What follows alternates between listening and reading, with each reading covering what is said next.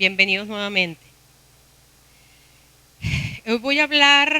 Hoy hay bastante Biblia en lo que les voy a decir el día de hoy.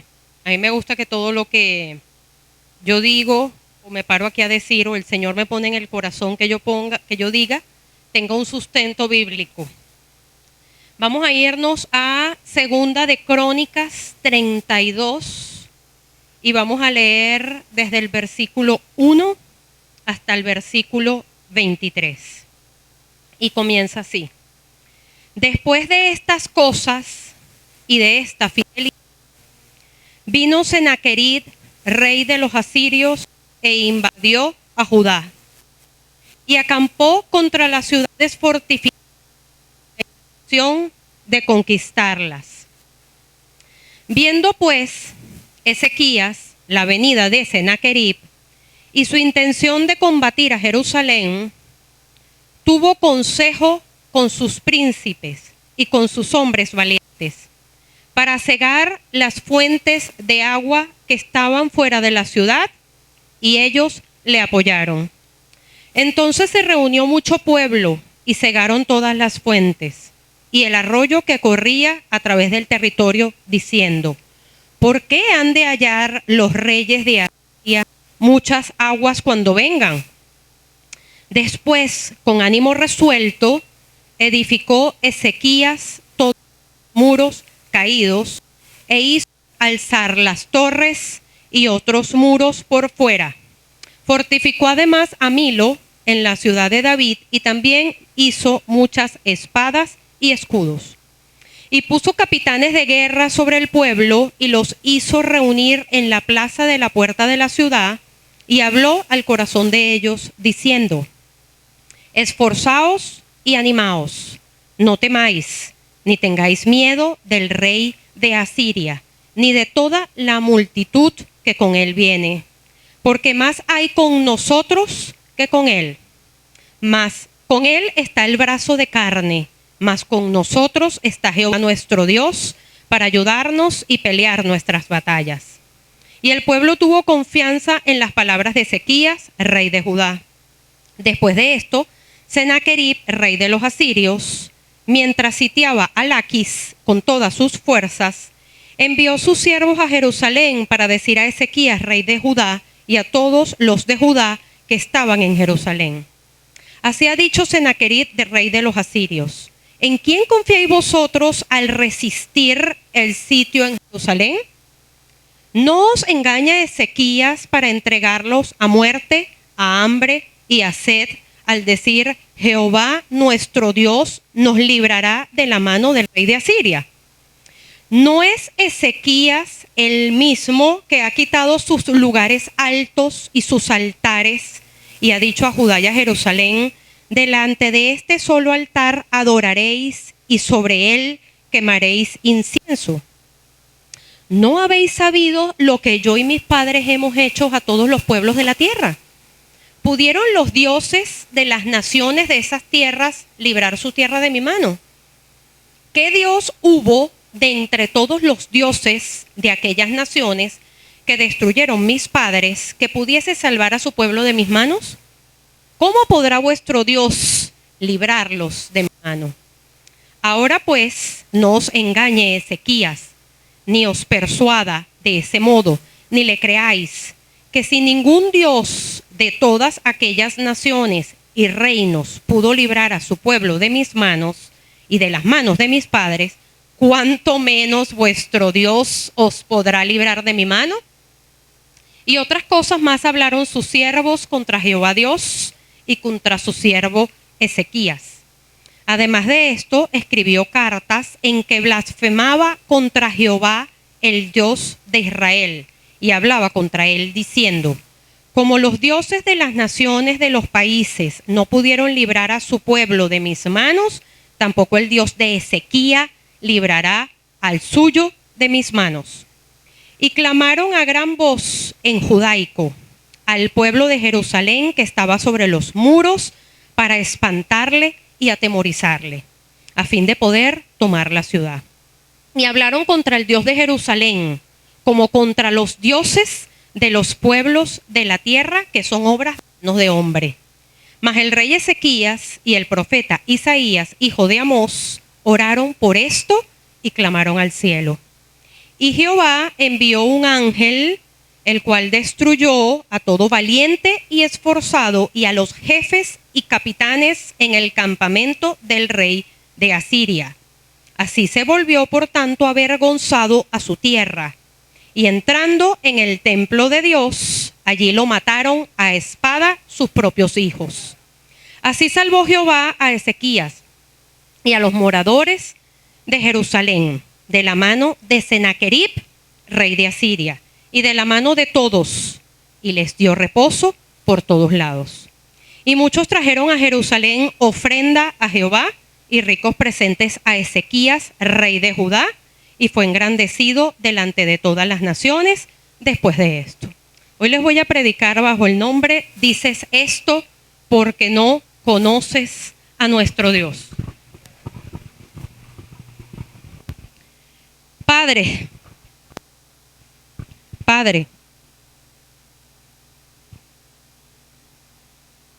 discúlpenos que estamos en vivo.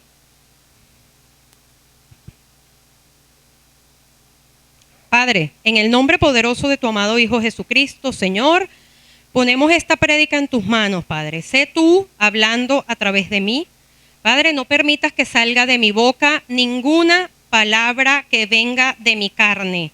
Permite que todo lo que salga de mi boca sea puesto por ti, Señor, en mi corazón, Padre, y en mi boca. Sé tú hablando a través de mí, Señor. Sé tú ministrando primeramente mi corazón y el corazón de todos los que están aquí presentes, Padre Santo. Yo te pido que abras nuestro entendimiento y nos permita, Señor, que podamos recibir esta palabra con alegría, con discernimiento y con entendimiento para que tú puedas edificar nuestros corazones, Padre. En el nombre poderoso de tu Hijo amado Jesucristo.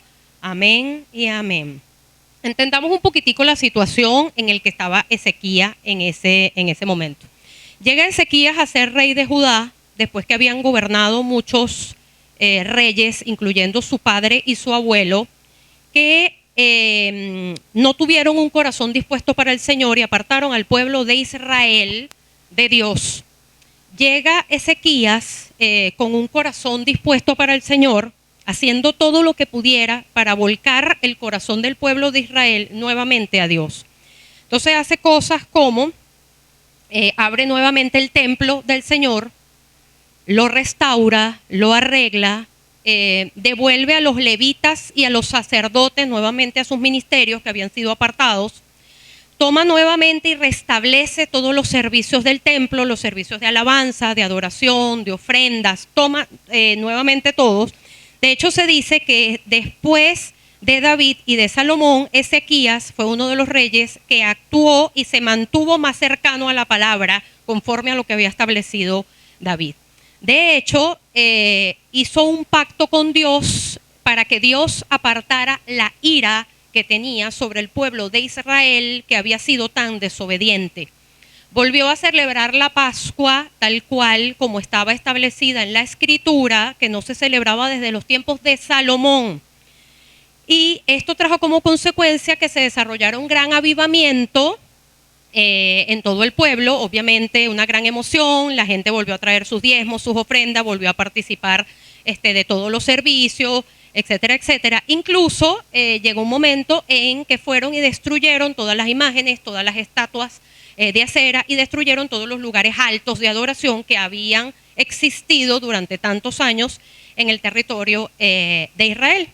Entonces, en este contexto nos conseguimos con estos versículos que les acabo de leer. Vamos a desglosarlos poco a poco para que entendamos lo que está pasando. Vamos a ver el versículo 1 y 2, en donde empieza el versículo diciendo: después de estas cosas, de los que les acabo de hablar, de ese avivamiento, de esa situación maravillosa del pueblo volcado otra vez a los ojos del Señor.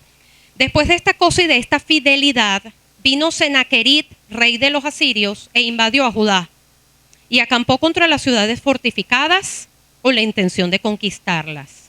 Viendo pues Ezequías la venida de Sennacherib y su intención de combatir a Jerusalén, aquí termina el versículo 2, Pero quiero parar aquí para que veamos un detalle importante. Fíjense que dice, después de estas cosas y de esta fidelidad. ¿Qué es lo que nosotros pensamos? Muchas veces nosotros decimos, cuando andamos en los caminos del Señor, somos obedientes y somos fieles, eso es garantía de que nunca nos va a pasar nada. Aquí pasa todo lo contrario. Fíjense que él había sido fiel, había hecho lo contrario de los reyes anteriores, había volcado el corazón del pueblo de Israel hacia Dios y con todo y eso tuvo una invasión. Entonces, la vida de Ezequías nos demuestra de que nosotros no tenemos garantías como cristianos, así vivamos fieles al Señor, de que nunca nos va a pasar nada. Siempre vamos a tener tribulación, siempre vamos a tener pruebas, pero en nuestras vidas son distintas y aquí los vamos a seguir viendo. Y para esto tenemos muchos ejemplos de hombres y mujeres a lo largo de la Biblia que han pasado por tribulaciones después de grandes fidelidades y después de grandes proezas en pro del Señor. Por ejemplo, nos conseguimos en Juan 16:33 que dice, estas cosas os he hablado para que en mí tengáis paz. En el mundo tendréis aflicción, pero confiad que yo he vencido al mundo. En 2 Corintios 4, del 17 al 18, en la versión Palabra de Dios para Todos, nos conseguimos estos versículos maravillosos. Dice, nuestros sufrimientos son pasajeros y pequeños en comparación con la gloria eterna y grandiosa a las que ellos nos conducen. A nosotros no nos interesa lo que se puede ver, sino lo que no se puede ver. Porque lo que se puede ver solo dura poco tiempo. En cambio, lo que no se puede ver dura para siempre. Es importante que entendamos aquí que Dios capitaliza y usa, aprovecha todo lo que nos pasa. Sea bueno, sea malo, Dios lo aprovecha. Dios siempre está trabajando, aunque no lo veamos obrando, aunque creamos que Él no está trabajando, aunque creamos que estamos solo en una situación, Dios siempre está trabajando y Dios siempre va a utilizar todo lo que nos pasa para el provecho de algo, para forjar nuestro carácter, para trabajar en nosotros. O como decía el testimonio que estamos escuchando, muchas veces nos permite pasar por situaciones que van a ayudar a otros, porque todas nuestras situaciones nos deben ayudar a nosotros y deben servir para que nosotros a su vez podamos ayudar a otros. Y entonces llegamos a un versículo que me parece que nosotros usamos libremente y no entendemos realmente cuando lo estamos diciendo qué es lo que nos quiere decir con él. Lo conseguimos en Romanos 8:28, un versículo muy repetido que dice, y sabemos que a los que aman a Dios, todas las cosas les ayudan a bien. Esto es, a lo que conforme a sus propósitos son llamados. ¿Cuántas veces no hemos repetido este versículo así libremente? Yo sé que estoy pasando por una prueba, pero todas las cosas ayudan para bien a los que aman a Dios. La pregunta es, ¿quiénes son los que aman a Dios? Aquí tenemos que preguntarnos, ¿yo realmente amo a Dios?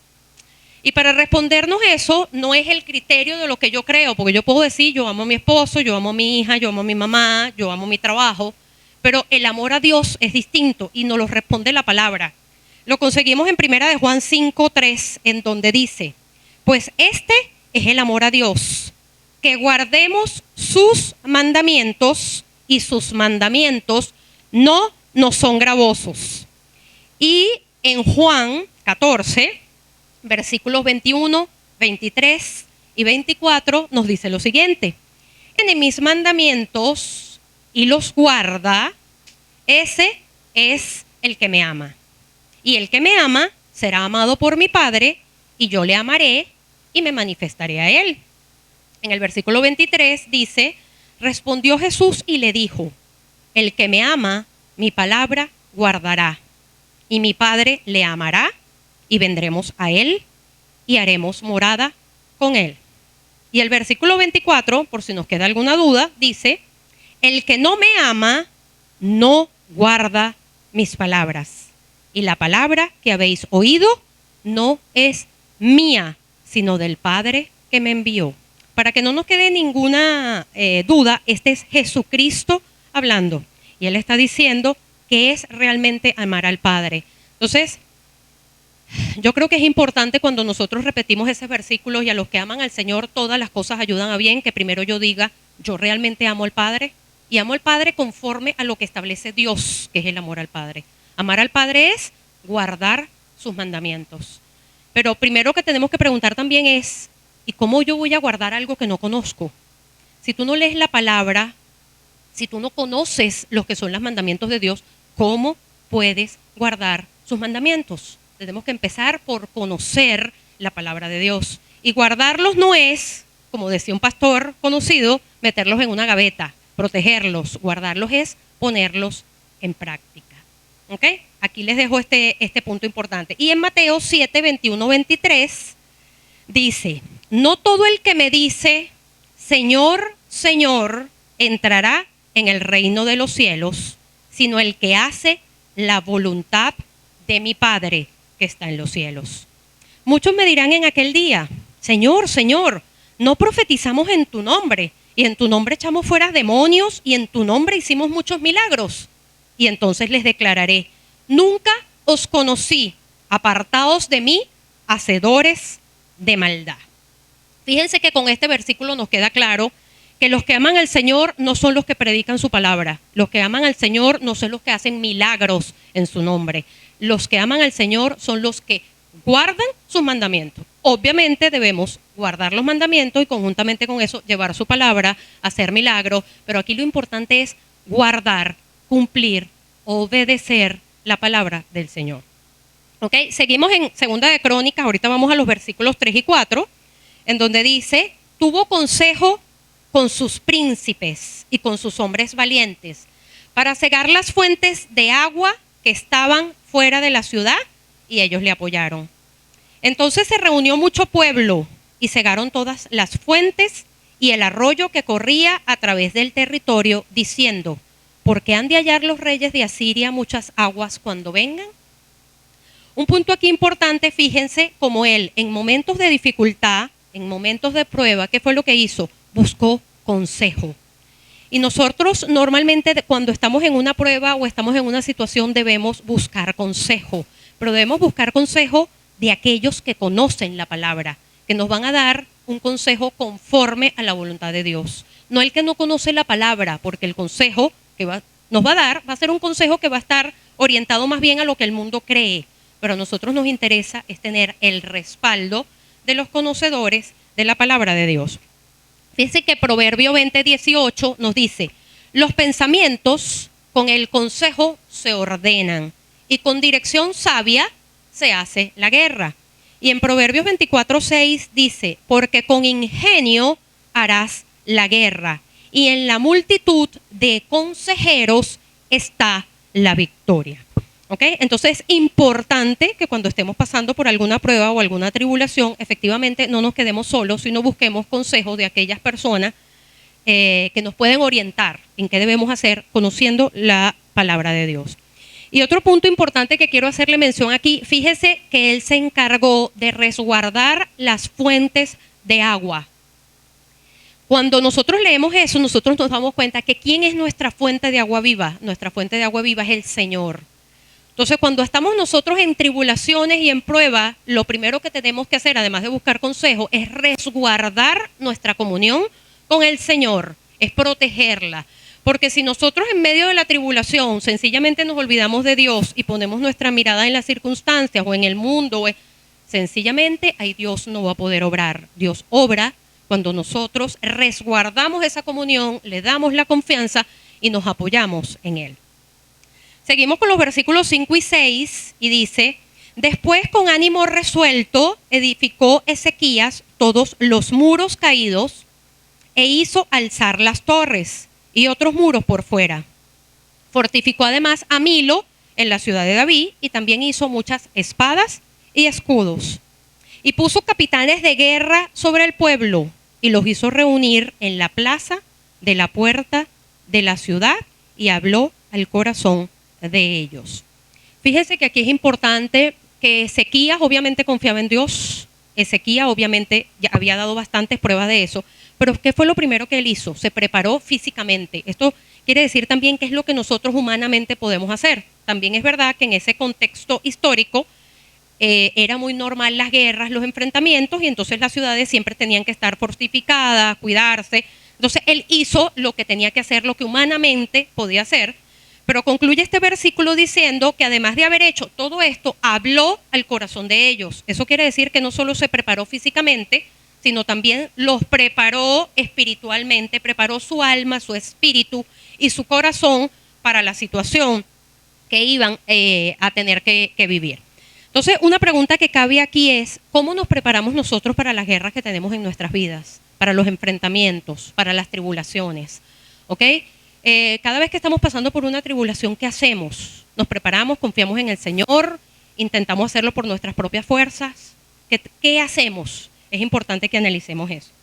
Entonces, el versículo 6 concluye diciendo, y habló al corazón de ellos diciendo, y comienza el versículo 7, le dice Ezequías, esforzaos y animaos, no temáis, ni tengáis miedo del rey de Asiria, ni de toda la multitud que con él viene, porque más hay con nosotros que con él.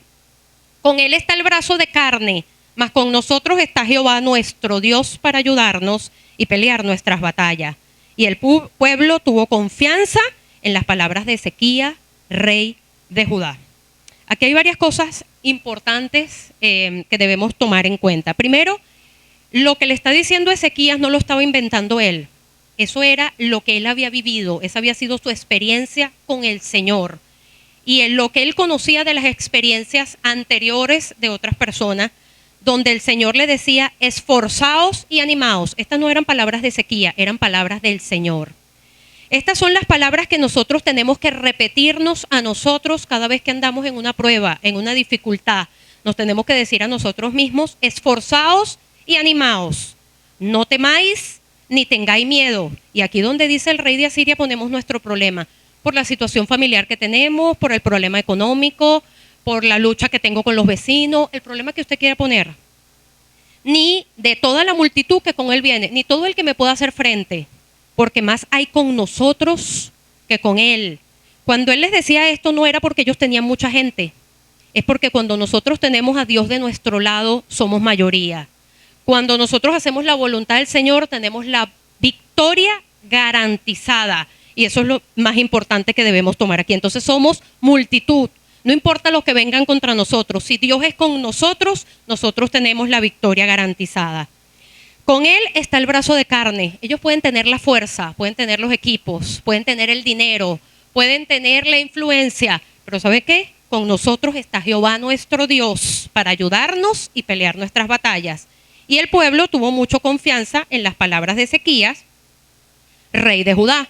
¿Por qué tuvo confianza? Porque obviamente ellos también habían visto la mano de Dios. Ellos también habían visto las experiencias. Ellos sabían que creían en un Dios poderoso. Por eso creyeron. ¿Okay? Si nosotros no conocemos la palabra, no tenemos una experiencia directa con el Señor, nosotros no podemos vivir de espiritualidad prestada. Nosotros no podemos vivir de la gloria de otros. Nosotros debemos aprender a tener nuestras experiencias con el Señor, porque esas experiencias son precisamente las que nos fortalecen en los momentos de dificultad. Aquí tenemos, por ejemplo, Romanos 8:31 que nos dice, ¿qué pues diremos a esto? Si Dios es por nosotros, ¿quién contra nosotros? Y primera de Juan 4:4, hijitos, vosotros sois de Dios y los habéis vencido, porque mayor es el que está en vosotros que el que está en el mundo. Gloria a Dios por eso. Zacarías 4:6 nos dice, entonces respondió y me habló diciendo, esta es palabra de Jehová a Zorobabel. Ponga aquí su nombre. Esta es palabra de Jehová a Mari Carmen, que dice, no con ejército ni con fuerza, sino con mi espíritu, ha dicho Jehová de los ejércitos. Y Isaías 59:1 dice, he aquí que no se ha acortado la mano de Jehová para salvar, ni se ha agravado su oído para oír. Escuche nuevamente este versículo. He aquí no se ha acortado la mano de Jehová para salvar, ni se ha agravado su oído para oír. Dios es el mismo ayer, hoy y por los siglos, y su poder es el mismo. Y si eso hizo esto con Ezequías, hizo todo lo que hizo con los grandes de la Biblia, también los va a poder hacer con nosotros, en el nombre de Jesús. Pero si nosotros no estamos firmes en las palabras de Dios, si nosotros no conocemos las promesas, puede venir cualquiera y nos roba lo poquito que sabemos. Puede incluso, como decía Iván, el enemigo conoce la palabra, incluso mejor que nosotros. Y él puede utilizar la palabra en nuestra contra. Y si nosotros no la conocemos, ¿cómo nos podemos defender? Tenemos que creer lo que Él nos está diciendo y tenemos que asumir que eso es verdad. Nuestra posición debe estar plantada en lo que dice la palabra de Dios, no en lo que dice más nadie. Hay la palabra de Dios y sus promesas para poder aferrarnos a ellas. Si tú no sabes lo que la palabra de Dios dice de ti, tienes que vivir toda tu vida creyendo lo que los demás dicen que tú eres. ¿Ok? Si tú quieres vivir la vida que Dios tiene preparada para ti, tienes que vivir la vida que Dios quiere que vivas según su palabra. Entonces es importante que conozcas la palabra de Dios. Repito nuevamente lo que le dije anterior porque a mí me pareció tan importante esto. Si tú quieres vivir la vida que Dios quiere que vivas, llena de promesas, llena de bendiciones, llena de abundancia, tienes que vivir la vida conforme a la voluntad y a la palabra de Dios. Es la única forma, no hay otra. Vamos a leer algunas promesas que tiene Dios establecidas en su palabra que están muy relacionados con lo que estamos diciendo, un poco para que entendamos que la palabra de Dios está llena de promesas a las que nosotros debemos aferrarnos y debemos agarrarnos cada vez que estamos. Aquí hay promesas para todo, hay promesas para cada situación y todas estas promesas aplican para cada uno de nosotros. Por ejemplo, nos conseguimos en 2 de Timoteo 1:7, dice, porque no nos ha dado Dios espíritu de cobardía, sino de poder, de amor y de dominio propio. En Deuteronomio 7:9 dice, conoce pues que Jehová tu Dios es Dios, Dios fiel, que guarda el pacto y la misericordia a los que le aman y guardan sus mandamientos hasta 1000 generaciones. Isaías 41:10 dice, no temas porque yo estoy contigo, no desmayes porque yo soy tu Dios que te esfuerzo, siempre te ayudaré, siempre te sustentaré con la diestra de mi justicia. Isaías 40:31 dice, pero los que esperan a Jehová tendrán nuevas fuerzas, levantarán alas como las águilas, correrán y no se cansarán, caminarán y no se fatigarán. Isaías 45:2 dice, yo iré delante de ti y enderezaré los lugares torcidos, quebrantaré puertas de bronce y cerrojos de hierro haré pedazos. Estos son solo muy poquiticas promesas que están relacionadas con lo que estamos hablando. Hay montones de promesas en la palabra a las que nosotros podemos aferrarnos y que es importante que las conozcamos para que en momentos de tribulación nos podamos agarrar a ellas y decirle, Señor, tú has dicho en tu palabra que... Y de ahí nos podamos agarrar para obtener la fortaleza que necesitamos para salir de ella. Necesitamos entender que nuestra realidad no es la realidad de Dios. Nosotros no debemos escuchar a quien no tiene poder, debemos escuchar a quien tiene poder, que es nuestro Dios. Dios es un Dios sobrenatural, pero la sobrenaturalidad de Dios se activa con nuestra fe y con nuestra obediencia, ¿ok? Y tenemos que entender que Dios tiene el poder para hacer cualquier cosa, así a nosotros nos parezca imposible. Él puede solucionar cualquier cosa porque Él es un Dios todopoderoso y para Él no hay nada imposible. Ya hablamos un poquitico de la obediencia, ahora vamos a tocar un tema importante que es el tema de la fe, que quiero que entendamos algo. Por ejemplo, nos conseguimos en Hebreos 11:6 que dice, pero sin fe es imposible agradar a Dios, porque es necesario que el que se acerca a Dios crea que le hay y que Él es galardonador de los que le buscan. Romanos 10:17 dice, así que la fe es por el oír, y el oír por la palabra de Dios. Si no escuchamos la palabra, si no leemos la palabra, ¿en qué estamos teniendo fe? ¿Cómo podemos tener fe? Mateo 24:35 dice, el cielo y la tierra pasarán, pero mis palabras no pasarán. La palabra de Dios va a ser la misma y ha sido la misma desde que se escribió y es la misma ahora y va a ser la misma por los siglos de los siglos y jamás pierde su vigencia. Fíjense que cuando hablamos de fe es importante que entendamos el concepto de fe, que lo vemos en Hebreos 11:1. Dice, es pues la fe la certeza de lo que se espera y la convicción de lo que no se ve. Aquí tenemos que preguntarnos, ¿cómo estamos viviendo? ¿Estamos viviendo por lo que estamos viendo o estamos viviendo por lo que estamos creyendo? Si estamos viviendo por lo que estamos viendo, no tenemos fe. Dios nos lo dice, la fe es la certeza de lo que se espera y la convicción de lo que no estoy viendo todavía. Entonces, hay que preguntarnos esto. Cuando decimos yo tengo fe, Tú puedes tener fe en cualquier cosa. Tú puedes tener fe en una persona, puedes tener fe en el clima, puedes tener fe en lo que quieras, en un jefe, en lo que tú quieras. Pero cuando hablamos de la fe de Dios, Él nos pide que veamos con nuestros ojos espirituales lo que nuestros ojos físicos no pueden ver. Dice Él en su palabra que llamemos las cosas que no son como si fuesen.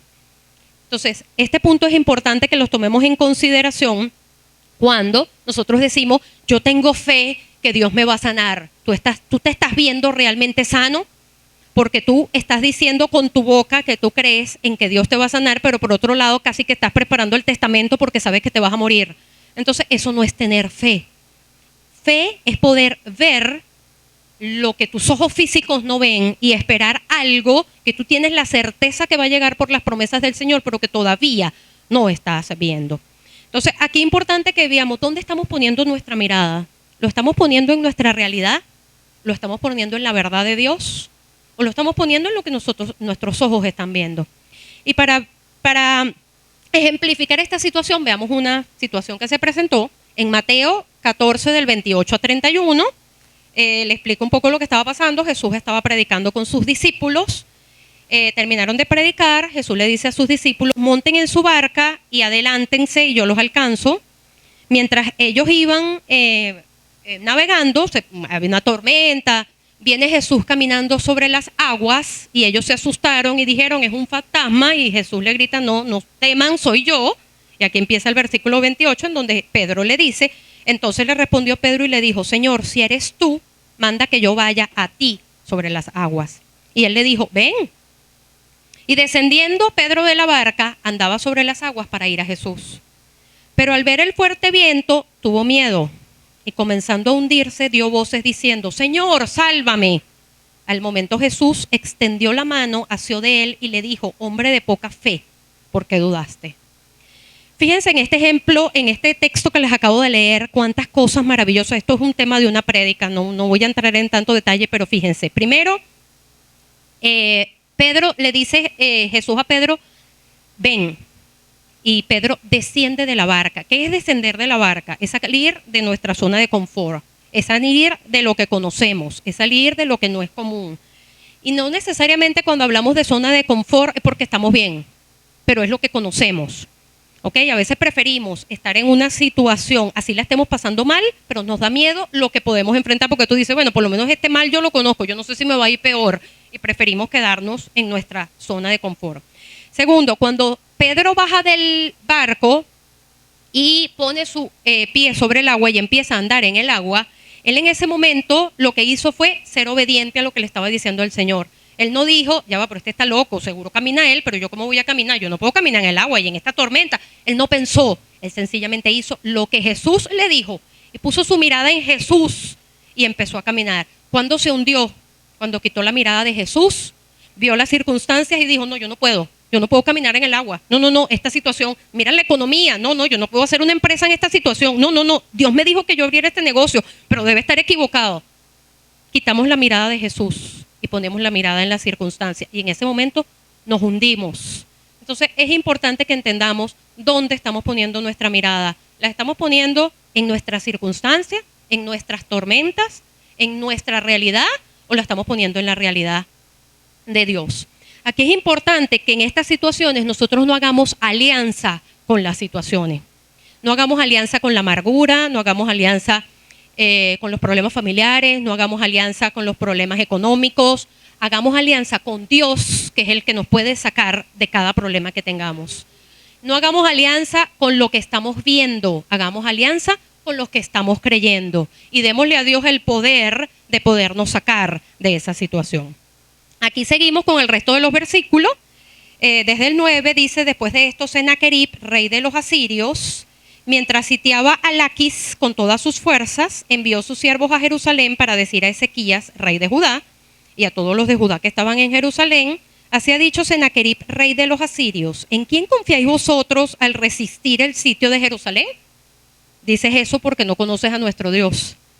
No os engaña Ezequías para entregarnos a muerte y a hambre y a sed, al decir Jehová nuestro Dios nos librará de la mano del rey de Asiria. ¿No es Ezequías el mismo que ha quitado sus lugares altos y sus altares y ha dicho a Judá y a Jerusalén: delante de este solo altar adoraréis, y sobre él quemaréis incienso. Dices esto porque no conoces a nuestro Dios. Él no sabía que precisamente eso era un mandato de Dios. Entonces fíjese qué importante es conocer la palabra de Dios, porque esto lo pudieron haber utilizado para tú decir: oye, es verdad, antes tenía muchos sitios donde adorar, ahorita tengo uno solo, ¿sabes? Y era precisamente la voluntad de Dios de que hubiese un solo sitio de adoración.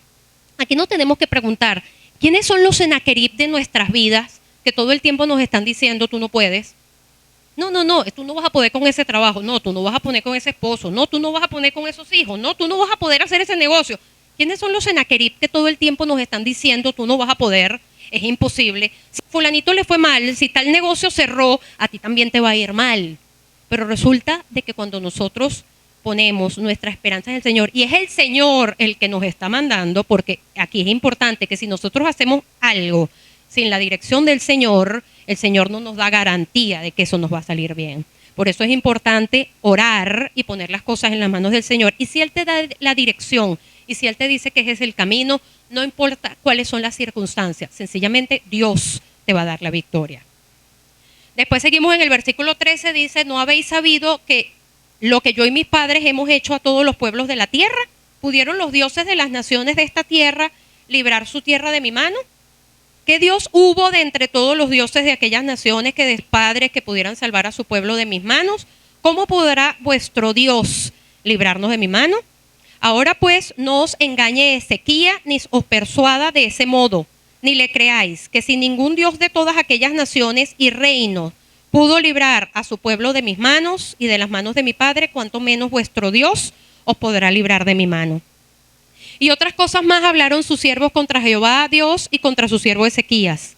Además, le escribió las cartas donde blasfemaba contra Jehová. Les habló en judaico, que era el idioma que entendían todos ellos, para que supieran efectivamente todos los mensajes que le estaban dando, para que se quiso asegurar de que entendieran el mensaje. Y hablaron y blasfemaron contra Jehová, y resulta de que aquí otro punto importante, y dice: y el rey Ezequías y el profeta Isaías oraron por esto y clamaron al cielo. Entonces aquí es importante que cuando nosotros estamos enfrentando una situación, nosotros no vayamos y tratemos de responder con nuestra propia fuerza y vayamos a tratar de resolver el problema, sino lo primero que tenemos que hacer es orar, es clamar y es entregárselo al Señor. Y fíjense que producto de esa situación dice: y Jehová envió un ángel, el cual destruyó a todo valiente y esforzado, y a los jefes y capitanes en el campamento del rey de Asiria. Este se volvió por tanto avergonzado a su tierra, y entrando en el templo de su Dios, allí lo mataron a espada sus propios hijos. Fíjense cuál fue el final de Senaquerib. Y Ezequías y el pueblo no hicieron nada físicamente, no tiraron ni una piedrita, ¿ok? No hicieron nada, lo que hicieron más de lo que podían hacer y de lo que debían hacer, que fue creer en Dios, poner su esperanza en el Señor, orar y esperar a que Dios obrara. Fíjense cómo aquí hay una relación, habla de los dioses de las otras naciones, pero hablan del Dios de ustedes. Cómo hablan de las otras naciones que tenían varios dioses, mientras que el pueblo de Jerusalén o el pueblo de Israel tenían un solo Dios. Y le dice: el Dios de Ezequías. Fíjense que él no decía el Dios de ustedes, decía el Dios de Ezequías, como que si era solamente Dios de él. Eso era como para confundirlos y para que ellos dijeran: no es el rey de Ezequías, no es el rey nuestro, seguro que a nosotros no nos va a salvar. Entonces, vuelvo, dices esto porque no conoces a nuestro Dios. Pero es importante que aquí estos dioses, uno dice: no, yo no tengo más Dios, yo creo solamente en el Dios con D mayúscula. Pero resulta de que sí creemos, porque cuando nosotros ponemos cualquier cosa por delante de Dios, un trabajo, a los hijos, a la familia, el dinero, el éxito o cualquier situación, le estamos dando cabida a otros dioses, porque le estamos dando poder y lo estamos poniendo por encima de Dios. Y eso es precisamente lo que Dios no quiere. Dios quiere que nosotros pongamos nuestra mirada, nuestros ojos y todas nuestras fuerzas en el único Dios. Todo esto nos invita a que efectivamente nosotros dejemos de ser intermitentes y pongamos nuestra confianza en el único y verdadero Dios. Ahora, para terminar, yo esta mañana cuando estaba ensayando esto, yo le decía: bueno, Señor, yo quiero terminar con algo como que les quede. Y entonces Él me recordó una conversación, digo yo una conversación porque, bueno, fue una conversación que tuve con el Espíritu Santo hace un tiempito atrás. Estábamos hablando de un tema, porque, bueno, yo no sé si ustedes saben que el Espíritu Santo es una persona que habita en nosotros y que, bueno, que nosotros tenemos conversación. Él es activo, Él está allí para nosotros. Él es la presencia de Dios en nosotros. Y yo pensando y hablando, porque el Espíritu Santo habla con nosotros, estábamos pensando y yo le decía, bueno, en alguna situación que estaba pasando y el Señor y Jehová me dijo, ¿desde cuándo existo yo? Yo existo desde la eternidad. ¿Y cuántas veces me he equivocado? ¿Cuántas veces he llegado tarde? Y yo dije, bueno, Señor, la verdad que nunca. Si lo vemos desde nuestra experiencia carnal, muchos dirán, bueno, si llegó tarde aquella vez que no salvó a mi mamá, si llegó tarde aquella vez que tal persona me estafó, pero resulta que eso tenía que pasar. Eso tenía que pasar no porque quizás Dios lo quisiera, sino que incluso podría haber sido consecuencia de nuestros errores. Pero Dios me decía, yo nunca he llegado tarde, yo tengo un récord perfecto de asistencia y tengo un récord perfecto de participación, yo nunca llego tarde, yo nunca me equivoco. Y entonces Él me decía, ¿por qué le cuesta tanto al hombre creer en mí? Obviamente Él me está haciendo esa pregunta y Él sabe cuál es la respuesta, pero Él me lo preguntaba y yo decía, bueno, Señor, quizás porque no te vemos. Qué fácil es creer en una persona. A ti te presentan mañana una persona y tú necesitas una diligencia y te dicen, esa persona te va a ayudar y ya tú crees en esa persona. Pero qué difícil es creer en Dios. Creer, Dios nunca cambia, Dios nunca nos va a abandonar, Dios siempre quiere lo mejor para nosotros. Dios, lo que pasa es que la voluntad de Dios, que dice su palabra, que es buena, agradable y perfecta, no es lo que muchas veces nosotros queremos para nuestra vida. Pero lo que sí tenemos que tener claro es que si nosotros obedecemos y hacemos la voluntad de Dios, siempre el final va a ser la victoria, porque Dios quiere para nosotros siempre lo mejor. Dios nunca llega tarde, Dios nunca se equivoca y Dios tiene promesas maravillosas para nosotros que solamente las podemos poner en práctica cuando tenemos fe y somos obedientes y obviamente las conocemos. Entonces es importante que entendamos que esta relación que uno puede desarrollar con Dios, el poder decir, yo tengo el Espíritu Santo, un espíritu que me habla, un espíritu que me aconseja, un espíritu que me dirige, que me guía, que me corrige. La única forma que tú puedas tener este espíritu y que tú puedas disfrutar de todas las promesas del Señor es que tú reconozcas a Jesucristo como tu Señor y Salvador. Lo recibas, lo aceptes en tu corazón para que puedas empezar a disfrutar. Es lo único que nos pide Dios. Dios no nos pide que soltemos nada, Dios no nos pide que cambiemos nada. Dios solamente nos dice, ríndete delante de mí, que yo me encargo del resto.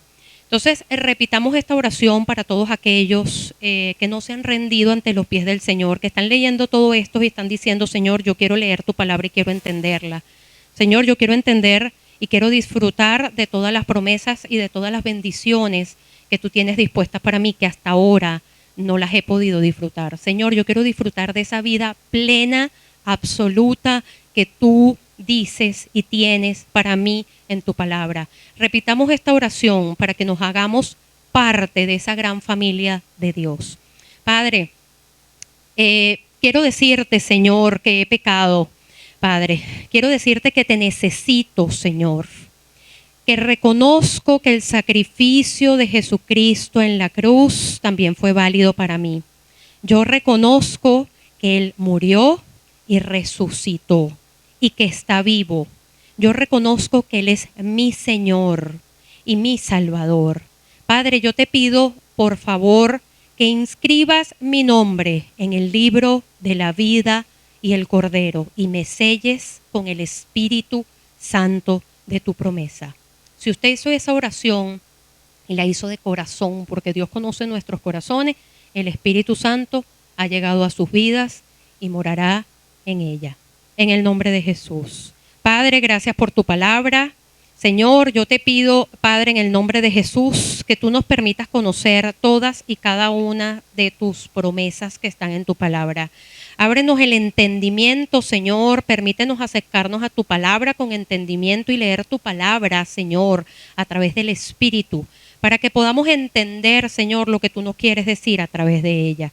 Padre, ayúdanos a vivir no por lo que nuestros ojos están viendo, sino por lo que estamos creyendo que dice tu palabra. Ayúdanos a poner nuestra esperanza en ti, que eres el Dios sobrenatural. Ayúdanos a entender, Padre, que tú nunca nos desamparas, que tú nunca nos abandonas, que tu tiempo es perfecto y tus planes son maravillosos para nosotros, que tus pensamientos están por encima de los nuestros y tus caminos por encima de nuestros caminos, Padre.